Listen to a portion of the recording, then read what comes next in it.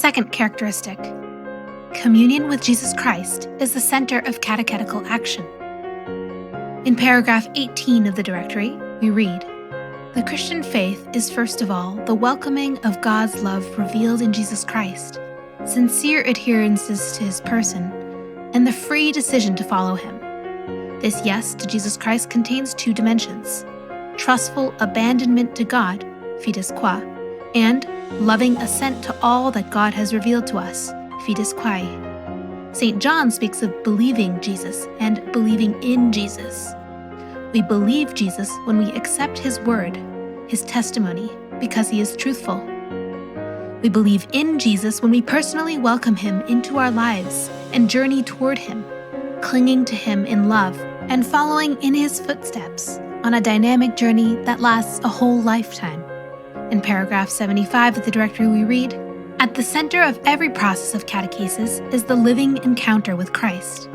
Accordingly, the definitive aim of catechesis is to put people not only in touch, but in communion, in intimacy with Jesus Christ.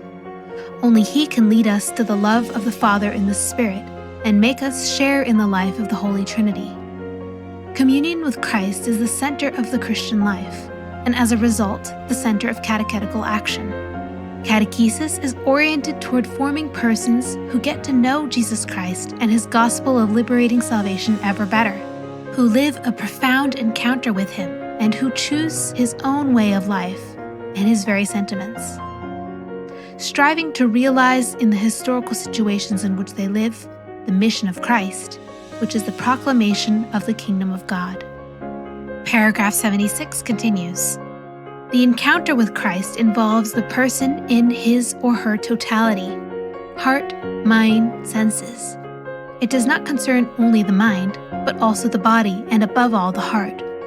In this sense, catechesis, which helps in the internalization of the faith and thereby makes an irreplaceable contribution to the encounter with Christ, is not alone in fostering the pursuit of this goal. It is joined in this by the other dimensions of the life of faith, in liturgical sacramental experience, in affective relationships, in community life, and the service of one's brothers and sisters."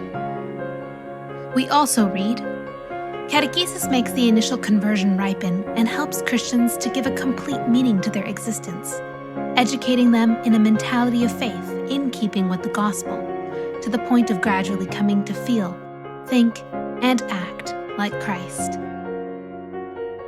How do you try to encourage communion with Jesus Christ